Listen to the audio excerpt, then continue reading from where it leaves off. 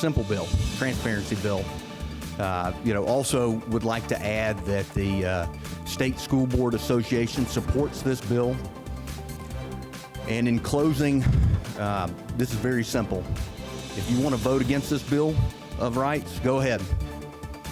I will be on the right side of history by supporting the parents' rights in Georgia. Thank you, Mr. President. I yield the floor.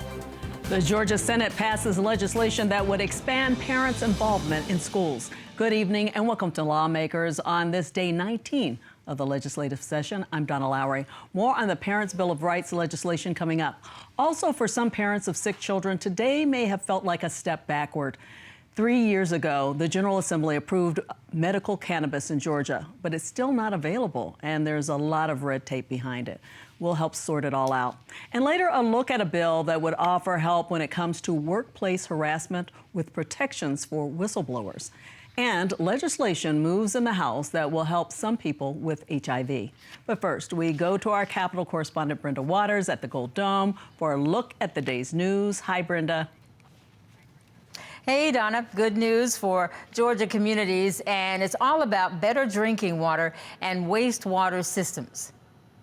Surrounded by members of the Water and Sewage Infrastructure Committee and legislators, Governor Kemp talked about a big step for Georgia. Today, we're taking another significant step forward when it comes to Georgia's infrastructure.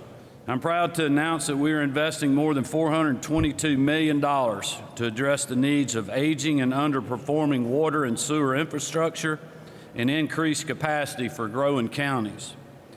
This is an important day for the health and economic well-being of hardworking Georgians who rely on safe drinking and wastewater systems. So what does this mean for Georgians? Well, a few things. It would improve drinking water treatment, extend drinking water services to high-need areas, and improve wastewater treatment, resulting in cleaner lakes and rivers. These infrastructure improvements will be funded by COVID-19 relief money. Today in the House, two House bills presented by Representative Sharon Cooper passed overwhelmingly. HB 1092 is a bill that would benefit pregnant women who are about to be incarcerated. The bill says that if a woman is fixing to be sentenced to a prison term and she is pregnant, that the judge has the discretion to pause her sentencing, not change it, not make it smaller, just pause when she has to go into the prison system to start serving her term. It allows that the judge can say that the woman can stay out of prison until 6 weeks postpartum.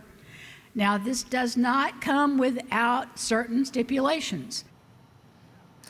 Representative Cooper says this is no get-out-of-jail-free card for the women. They must check in with the courts and also undergo prenatal care. And in some cases, the women must be required to wear an ankle bracelet.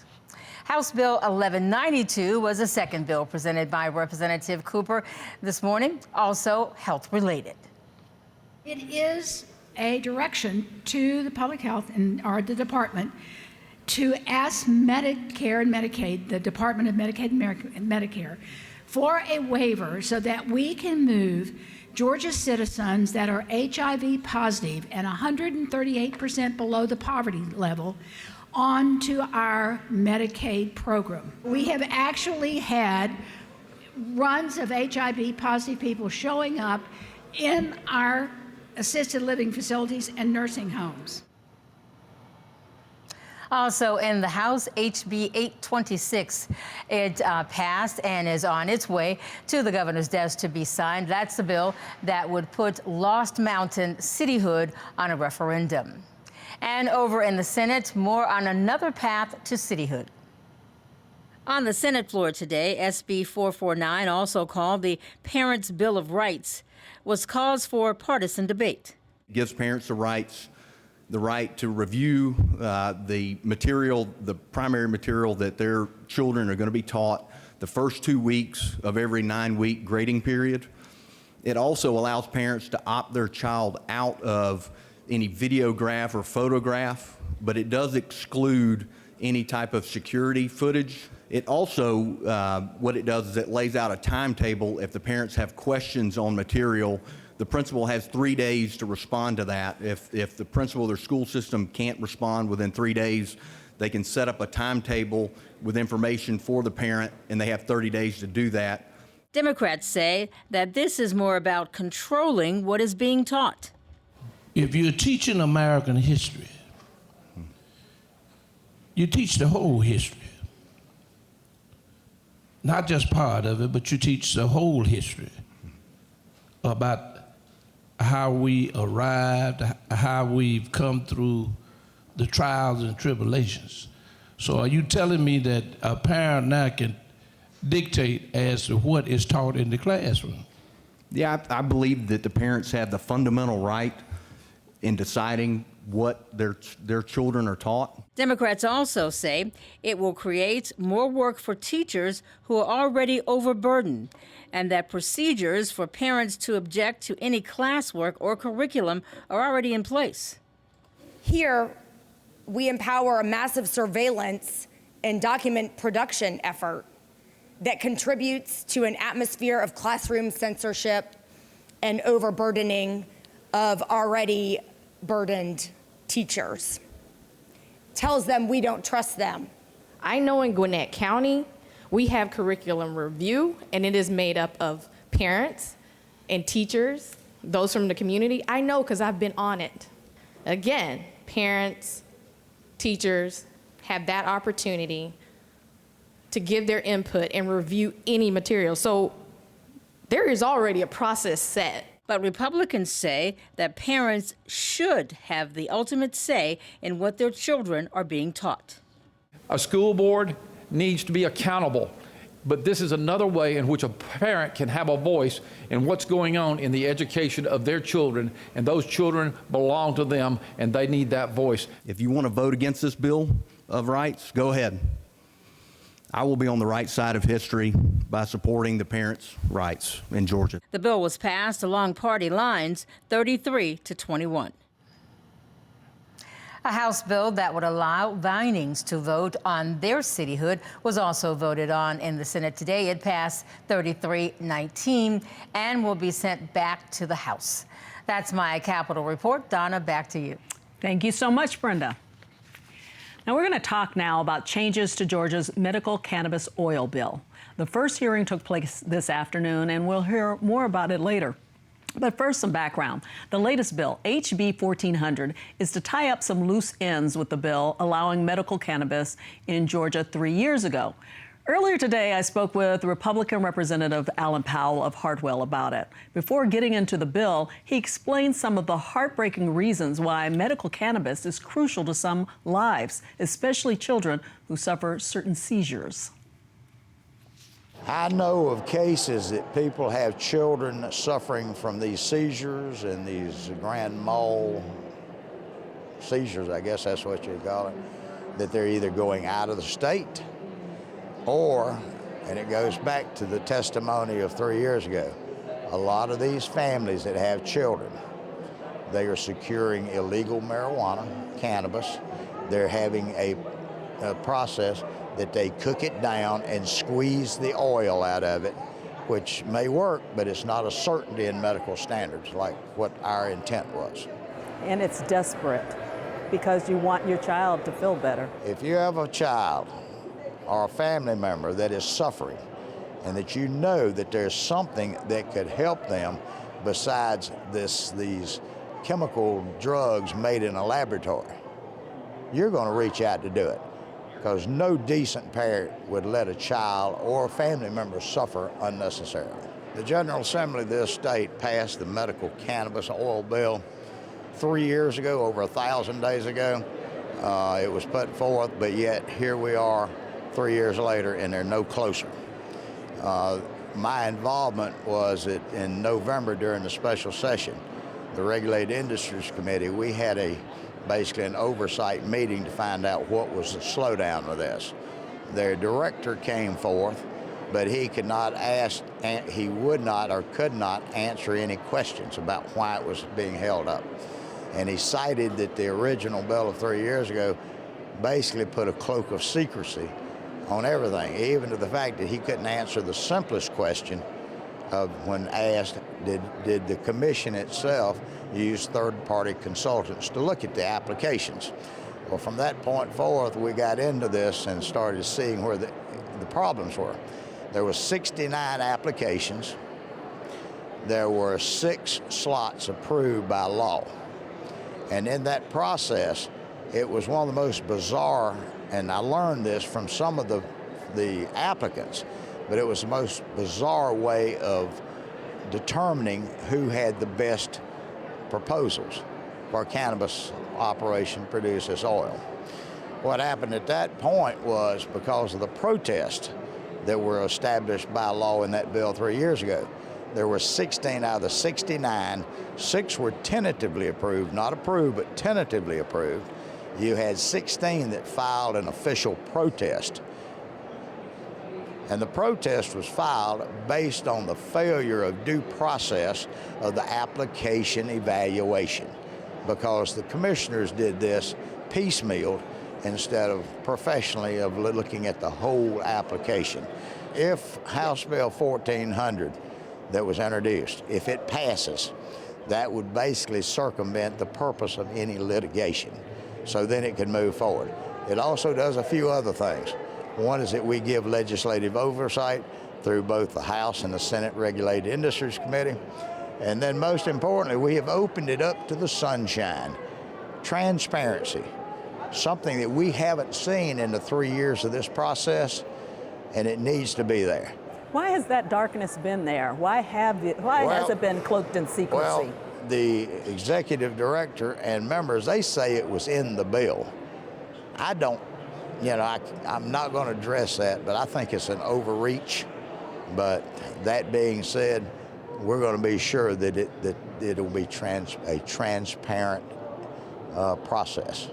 Representative Allen Powell. With me now is GPB's public policy reporter, Riley Bunch, to talk more about the bill. And Riley, thanks for coming on the show, but let's talk about it. So it sounds like a lot of it had to do with bureaucracy, lawsuits. It's a little convoluted, but try to explain it for us. I'll do my best, Donna. So as you heard from Chairman Powell, it is very complicated, and there hasn't been a lot of transparency and upfrontness about the process, and that's where a lot of these problems are stemming from. But in 2019 is when lawmakers passed this bill. It had lots of bipartisan support to set up production of low THC oil in an industry here in Georgia for the people that need it. But the process to approve licenses for 6 companies has taken years, and no one really kind of knows why. There was a strange application process. A bunch of companies filed protests, as we heard, and they filed on the basis that there wasn't enough transparency over why some companies got picked over others. So that's the legislation we're seeing in this session, is kind of coming back and trying to fix that, because otherwise the state is on the hook for lawsuits. Wow. You talked to some families who were affected by this. What did they tell you? It's really hard and heartbreaking to hear from, families that rely on this legal product, this legal drug to survive, right? And this is something they've been fighting for since 2014, when they legalized possession in Georgia of low THC oil. And just to give you a perspective, in 2019, when they passed the bill for production, there was about 13,000 people waiting that were medically approved by the Department of Public Health, waiting for cannabis oil, low THC. Now in 2022, there's about 20,000 people on that list. So it's grown exponentially, and the family stories is it's really hard to listen that they need this to get by.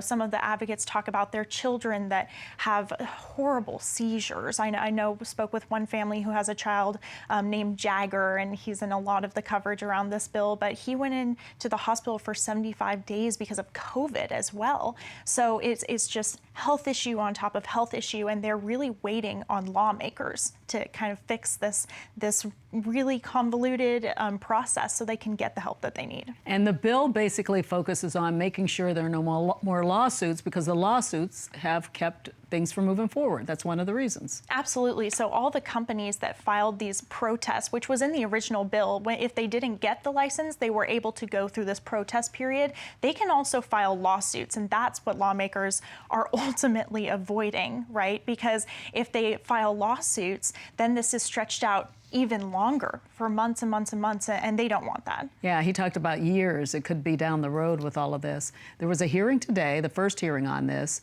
but people didn't speak, people in the community. Tell us when they might be able to speak and what we heard today. So today was a subcommittee hearing, and it was really for Chairman Allen Powell, who is the chairman of the Regulated Industries Committee in the House, to present his bill 1400. And he gave kind of the rundown of what is in it, why they're trying to avoid the litigation in the terms that they are. And there were a couple speakers, mainly from companies that did not receive the licenses, but this still has to go through the actual full committee, right? So we're going to hear more public testimony, I'm sure. We're going to hear from the families that are still waiting on this, life-changing and life-saving product for their children. Yeah, he said there are a lot of signers on this bill, so bipartisan support. It'd be hard to say no to this one.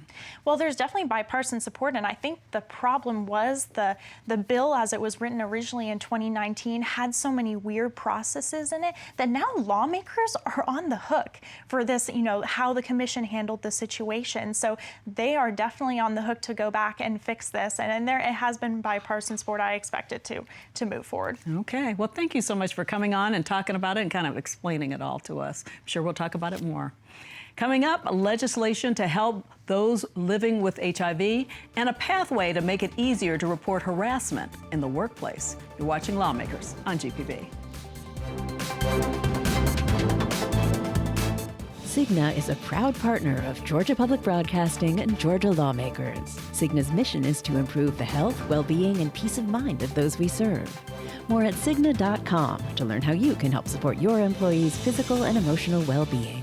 Lawmakers is made possible by Georgia Farm Bureau. With over 80 years of helping everyone understand the importance of agriculture in our state.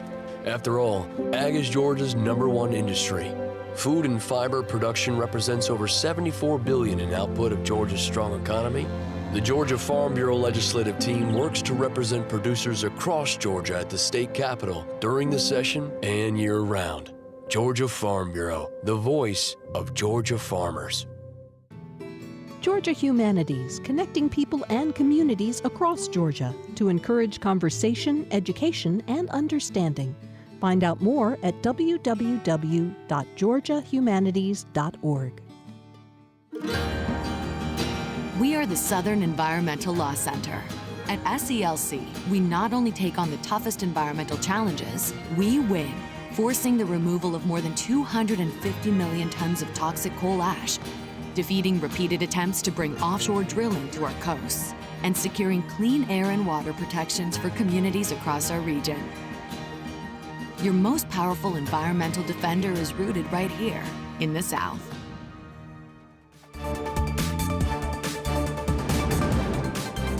Welcome back to Lawmakers. We're going to spend time now on two different bills in scope, but focusing on improving the lives of some Georgians who are going through some difficult issues. And joining me in the studio are Democratic Representative Bee Nguyen of Atlanta and the CEO and publisher of Georgia Health News, Andy Miller. So welcome to Lawmakers. So I'm going to focus on one and then the other so that I'm not ignoring the other one. And let's start with you, Representative Nguyen. What inspired you to reintroduce a bill that you started in 2020 dealing with workplace harassment? Thanks for having me on, Donna. So I think that we here in Georgia always hear that Georgia is the #1 place for businesses, but not the #1 place for workers. And I don't think that we have to choose. I think we have to be both. And we know that workers are responsible and they are the reason why our businesses thrive so much. And so we are one of the few states who does not have legislation at the state level to prohibit sexual harassment in the workplace. That was the original iteration of the bill that we introduced in 2020. I actually talked to you about it on crossover day, the day that the first Georgian died from COVID, and then we went into recess. The bill was a bipartisan bill narrowly tailored to address sexual harassment in the workplace and ensure that if you are reporting, if you are a victim, you cannot be retaliated against. And there's a cause of action, meaning you can go through the legal system for recourse. And it's just taken a while to get it back on track, right? Yes. So let's talk a little bit about what we're talking about when it comes to whistleblowers, because I think when we think of whistleblowers, we think of somebody else who's seen something that's happened. But people can talk about their personal issues, right? Yeah, people can talk about their personal issues, and that's what this bill is intended to do. This version is expanded. So the version that we had introduced with Representative Efstration was narrowly tailored to include sexual harassment. But this particular bill also includes harassment when it comes to gender or religion, or if you have a disability. And so it protects an employee. It protects an employee from being retaliated against from their employer. So it removes the fear that one might have when going to report harassment in the workplace. And then we don't have a way for people to go to court and be able to sue, right? And so there's civil liability if an employer chooses to retaliate by demoting, by transferring, by firing an employee. Yeah, so this is for all, this would not just be state employees, this would be for everybody. Yes, this would be for everybody. You've heard some stories involving this. Tell us about them. Well, we know that it's very, very common in the restaurant industry, for example, and the stressors that people in the restaurant industry are experiencing is even more under COVID. And we know that sexual harassment is really prevalent in that industry, and workers do not have recourse to report. They feel like there's nowhere to go, and if somebody were to file a complaint now, they would have to go through federal court, which is very costly, and it takes a very long time. And so we have a lot of young women who are in that industry who have nowhere to turn. So a bill like this would protect them. Yeah, so what would be the process, do you think, for some of them if they find themselves in that position? Because you really do feel helpless, I would imagine. Yeah, I think the most important part is they would be able to litigate this in state court versus federal court. And if they report up to HR that they are being harassed in the workplace, then the employer cannot retaliate in any way. And so that's the demotion, the transferring, the changing of schedules, things like that. It wouldn't be directed towards the employee. Yeah, you mentioned Georgia being different from other states. What do we know about what other states are doing about this? Well, Georgia is actually one of the remaining few states who does not prohibit sexual harassment in the workplace. And it's really quite astonishing that it's not illegal by state law to sexually harass somebody in the workplace. And so this would be a layer of protection that is much needed. And that civil recourse is also really important because it has to have teeth, right? So if you are reporting and there is no way to have teeth within the legal system, that civil recourse, that's ability to file action, that is what would prevent an employer from continuing that behavior. Yes. What kind of response are you getting from your colleagues? Well, you know, I think that it is going to be challenging to move the more comprehensive bill that Representative Terry Anulowicz and I have introduced. But I do think the bill that Rep. Efstration and I introduced in 2020 that narrowly tailors it, that one is going to have more legs. We were able to get it out of committee. We were able to get it out of rules. And I know Representative Anulowicz intends to continue that work with Rep. Efstration to move it out. Yeah, so is HB 1389? That is the comprehensive one. Okay, yes. But yes. The other one has not been dropped yet. Okay. Yes. We'll keep an eye on it. Thank you for talking about that. I'm not going to ignore you while we change gears a little bit with Andy here and talk a little bit about HB 1192, which deals with Medicaid services for those with HIV. And first, let's hear what the bill's sponsor, Republican Representative Sharon Cooper, told her fellow lawmakers on the floor of the House this morning. This is not about gay people. It's not about white people or African American people or pink or purple. HIV and AIDS affects everyone. Another group that it affects are our elderly and assisted living who still like to get a little whoopee. When a person is in full-blown AIDS, it costs the state 3 times what it will cost to have an HIV person treated. 3 times. And when a person is in full-blown AIDS, we are required by law to put them on our Medicaid program because they become classified as disabled. So what this will do, when people are treated, when they are HIV positive, that will keep their viral load down and to get it to zero. If a person with HIV has a zero viral load, which occurs all the time when they are on their medicine, then they cannot infect another person with AIDS. And we began the process of eradication of this illness.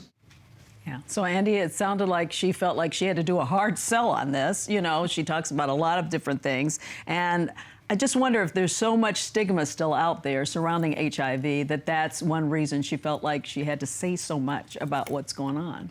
I think there is still stigma out there. It's not what it used to be, certainly. But I think this is a really good bill in terms of getting people with HIV who are uninsured and low income, getting them Medicaid coverage. It will help them get medical services. It'll help them have access to a broader range of prescription drugs.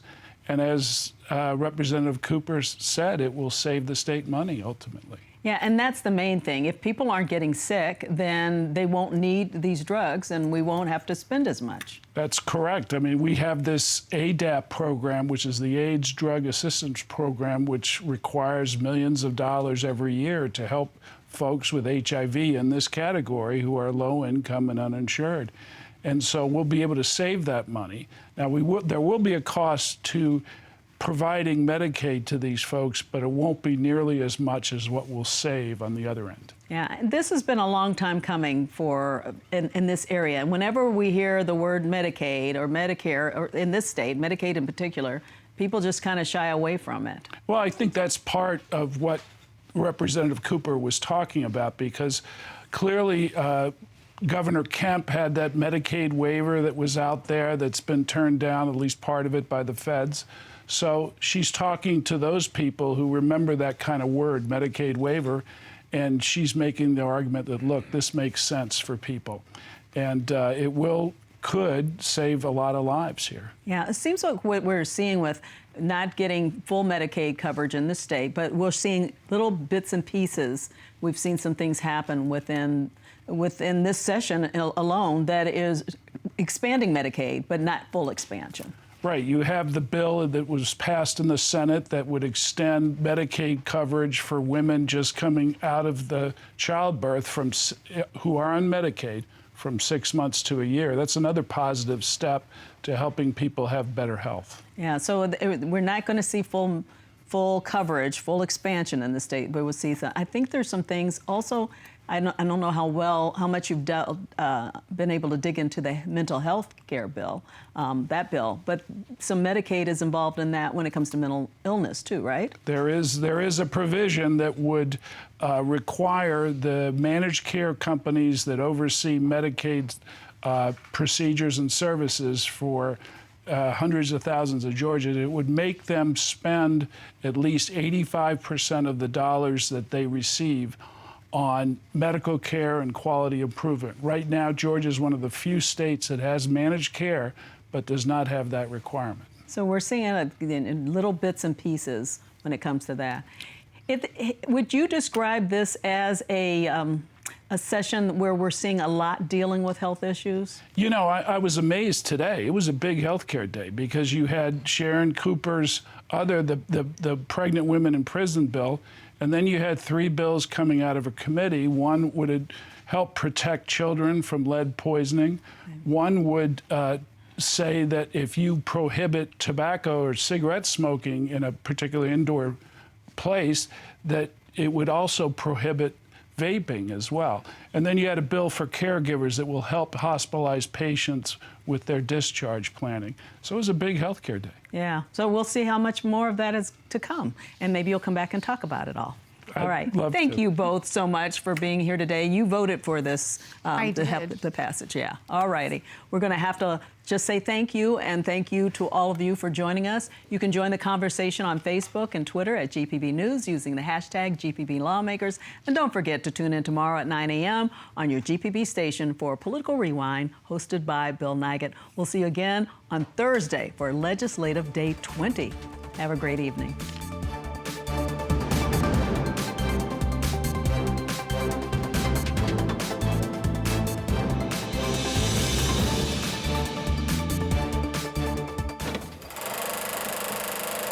Bye.